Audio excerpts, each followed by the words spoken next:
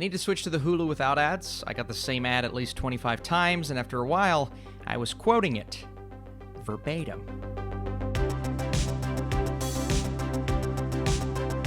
What is up, Flick fans? Welcome back to my channel. Today we're talking about the soft sequel to the film we got a few years ago. That was Love, Simon. This is Love, Victor. I need you in the comments down below. Were you looking forward to this? And if you enjoy these reviews, let me know. But let's get into this review. So Victor is a new student at Creekwood High School on his journey of self-discovery, facing challenges at home, adjusting to a new city, and struggling with his sexual orientation. So we have some of the writers from Love, Simon returning as creators for this show. A couple of nods and Easter eggs here and there. This is a non-spoiler review, so I don't want to reveal to you guys how this connects other than the fact that it's at the same school. And the legend of what Simon went through carries on throughout. At first, it felt a bit shoehorned, and that was my biggest fear coming into this, because it's like, oh, okay, this movie worked. At least I thoroughly enjoyed it. It was a massive surprise that year, because normally when a movie comes out like that, and it's a teen rom-com, it could be full of cliches and predictable elements, and there were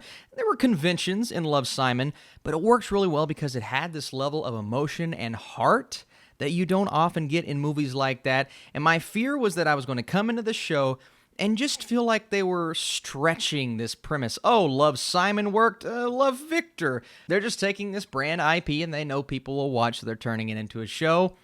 Thankfully, fortunately, that's not what this was, and in fact, I don't know if I feel strongly at this point in this, but this may be even better than Love, Simon. I know at this point it's really early, and that feels sacrilegious to say, but my goodness, the fact that we had 10 episodes to flesh out these kids' lives, and the fact that we have so much time to spend with each of them, each of their individual relationships, whether it's parents or the friendships that spark between them, or some romances going on, and as we progress, we find out things further, and the lives of Victor's family and what's going on with his parents and his sister and what they're going through, and the fact that they moved from Texas to where they are now in Atlanta. Now, the reasoning behind that is revealed as we progress through the show, but once he gets there, he finds out what happened with Simon and the fact that he's struggling with something similar to what Simon was struggling with internally, even though he doesn't know that obviously at first, but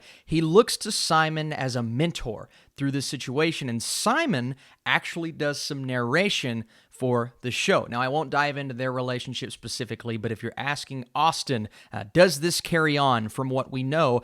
Yes, but it also creates this new world with these new characters that you learn a lot about. And one thing I loved about this show is, yes, on its surface, it's a dramedy romance. We have teens, so there are going to be very predictable elements. Some of the conversations, a legitimate negative I have here, it was almost like they were written by adults who don't really know what teens talk about. They were a bit awkward and cringeworthy, if you will. And I know since I was in high school, things have changed just a bit, but I'm like, kids, they wouldn't say that. And you look at some of the elements that weren't the focus of the show. It's like the basketball scenes. You could tell that some of these actors didn't necessarily know how to play basketball because they're doing stuff and the coaches are like, good shot. I'm like, that's the worst form I've ever seen. But you know what? That wasn't the focus. It's a nitpick.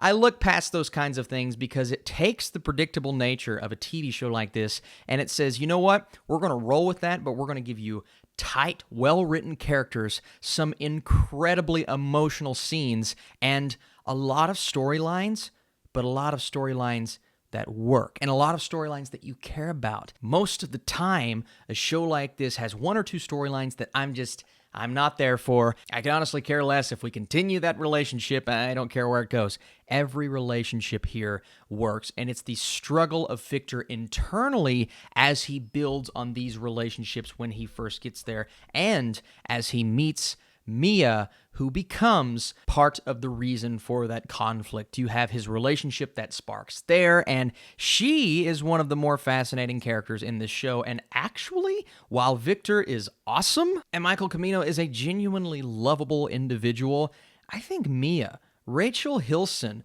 was the biggest surprise because I didn't think anyone could overshadow Victor as a character, especially when you see his personality and how he lights up a room every time he enters. But Mia is an awesome character. We get to know her family, her relationships, how her past is kind of influencing events in her present, and the relationships that came before Victor that are making things right now difficult. And Victor, while he's trying to discover who he is, he's building these other relationships, making it hard on Mia.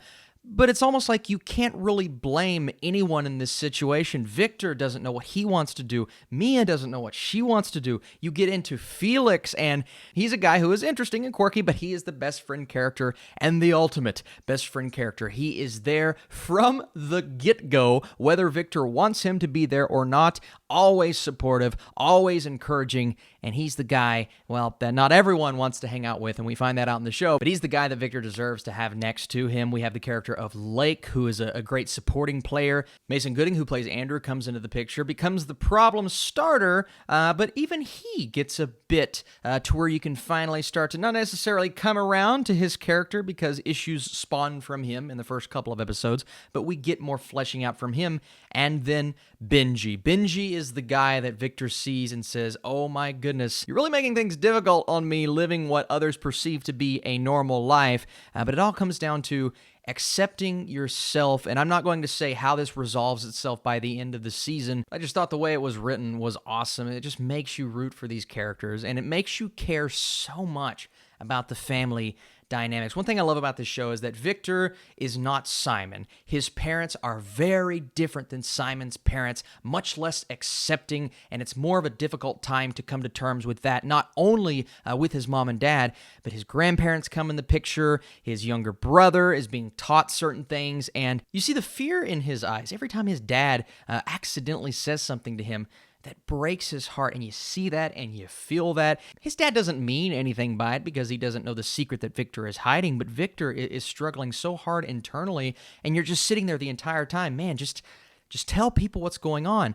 But you understand from Love, Simon, funny enough, that it's a very difficult decision to make. And then in the latter episodes, we finally get some interactions that you were looking forward to, and we finally get some moments that I think open up certain characters' eyes a bit more. One thing I do want to hit on, though, the comedy didn't work all the time. Certain characters would make jokes, and there would be some awkward moments that, like I said at the beginning, it wasn't written in the best and most interesting way, but those are very minor nitpicks for a show that takes the formula, and it doesn't necessarily change it, but it just gives you likable and well-written characters and a nice world that we explore here, and we expand the boundaries on this small town, and we learn more elements about this story that make things a lot better. And I think Love, Victor is going to hit pretty much every target audience. Fans of Love, Simon, yes. If you weren't a fan of Love, Simon, and you wanted more exploration of the characters,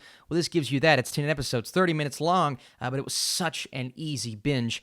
It pretty much does everything that you want it to do. If you are offended by the formulaic show and the relationships that you don't care about and the teen angst, well, you're going to get some of that in this show, but that comes with the territory. What doesn't come with the territory is the exploration of what makes Victor Victor and how he goes about living this life in this shell that he feels others are constricting around him. And then when characters finally start coming to terms with themselves, you are sitting back pumping your fists saying, yes, because of how well written they are. And that's the sign of a good show. And I think Love, Victor is a good show on Hulu. So I'll tell you guys, I recommend this. Be sure to get in the comments down below. Let me know, did you like this show? And if you enjoy these reviews, be sure to smash that thumbs up button. Oh, and before I give you guys my score, I just wanted to point out the fact that almost everyone, and this could sound like a negative, but because of the overabundance of storylines and just the sheer amount of things going on in all of the kids' lives, you get a bit of everything. Whether it's parents going through divorce, grandparents that are more unaccepting than you would expect, and it's a different perspective and point of view from the parental aspect from what we got in Love, Simon, just because those two stories are so different. They're similar in a way, but overall, Love, Victor does a good enough job of separating itself from Love, Simon, but carrying over the charm that we love. And you can tell that the writers from the movie were involved in the show, and I think that's my biggest compliment I can give the show, is it's just consistent, but it's fresh. My score would be just a bit higher if I didn't predict certain moments that happen in the latter half of the season and those cliches weren't there, but I'm still going an 8.5 and 85% 100% for Love, Victor on Hulu. Be sure to go check it out. Let me know what you guys think. Is this a show, like I said, that you were looking forward to? And which one do you like better? Love Simon, Love Victor? Obviously, two separate things. It's hard to capture the magic of Love Simon because that was such a nice and fresh movie at the time. But this show has that freshness. Even though I thought it could just be a copycat of Love Simon, no. It's fresh, and it was a nice, refreshing experience. Thank you guys for watching. See you soon.